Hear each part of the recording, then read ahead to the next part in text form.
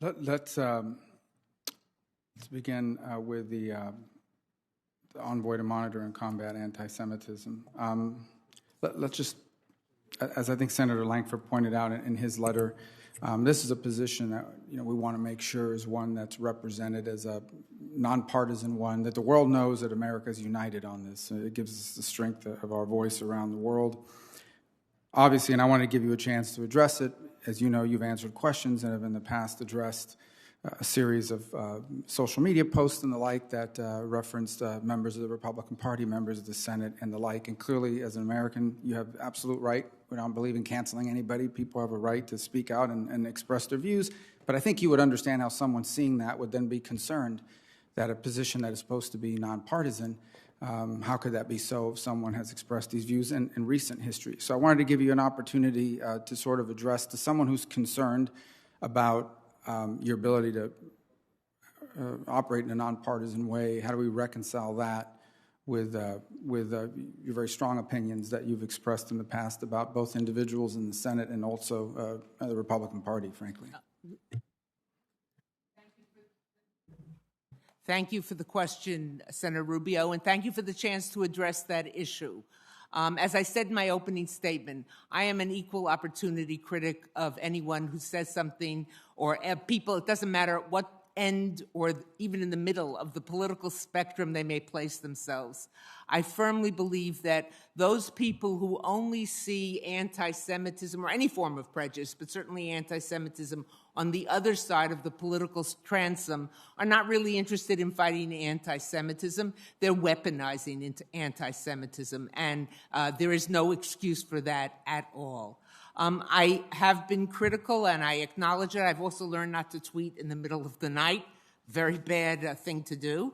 And I have sometimes not been as nuanced in my tweets as I like. But I think if you look at my criticism holistically, you will see that I have been exceptionally critical of members of the Democratic Party, of people on the end of the spectrum, political spectrum, where I place myself.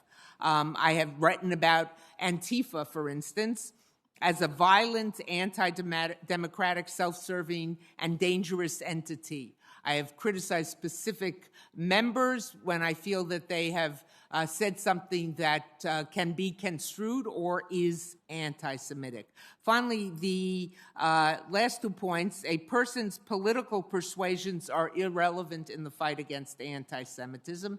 And the last point I want to make is when I am critical, I am not critical of the person themselves, particularly if I don't know the person, I've had no contact with the person, but of what they said and how that might be interpreted.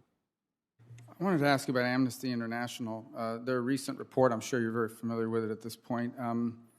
I think it falsely frames Israel as a singular evil among the nations of the world. Does that kind of language from an organization like that, could that be something that helps to justify and foster anti-Semitic attacks against Jews across the globe?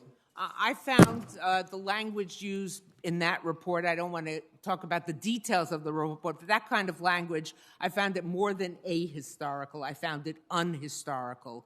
Branding Israel an apartheid state is more than historically inaccurate. I believe it's part of a larger effort to delegitimize the Jewish state. Such language, I see it spilling over onto campuses where it poisons the atmosphere, particularly for Jewish students. You have to ask why people are using that kind of language. What are they trying to accomplish?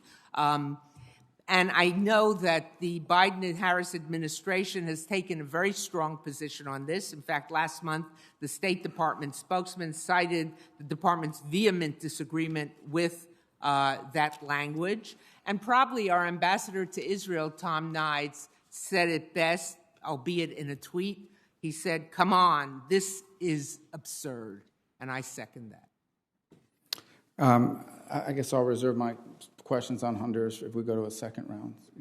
Well, I just wanted to ask on the topic of Honduras, and obviously these countries are people that choose their leaders and they have a right to elect them, but there is reason to be concerned, is there not, with both, the statements recently made about this desire to potentially abandon diplomatic recognition of Taiwan and switch it to Beijing,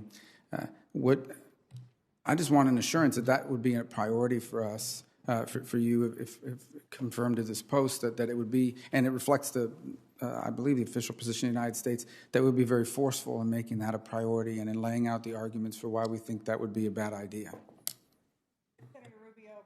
Your microphone, I'm sorry. Senator Rubio, since the elections, there have been many high-level visits from Washington down to Honduras, and I know that everybody that has made that visit and spoken with the new government down there has stressed the importance of that relationship with Taiwan. And as you heard me say in my opening statement, I too, if confirmed, will uphold that strong position. I do believe it's very important for the government of Honduras to continue their relationship with the government of Taiwan. I think it can be beneficial to, obviously, it has been in the past, and I think it will continue to be so. I think there are opportunities to work together, especially in the economic space. Obviously, the government of Taiwan has succeeded in developing a strong economy in their own country, and I think there are lessons that can be learned and shared and investments that can be made and should be made in Honduras. So I do commit to you that I would continue to take that position and to work strongly to maintain that relationship with Taiwan if I am confirmed.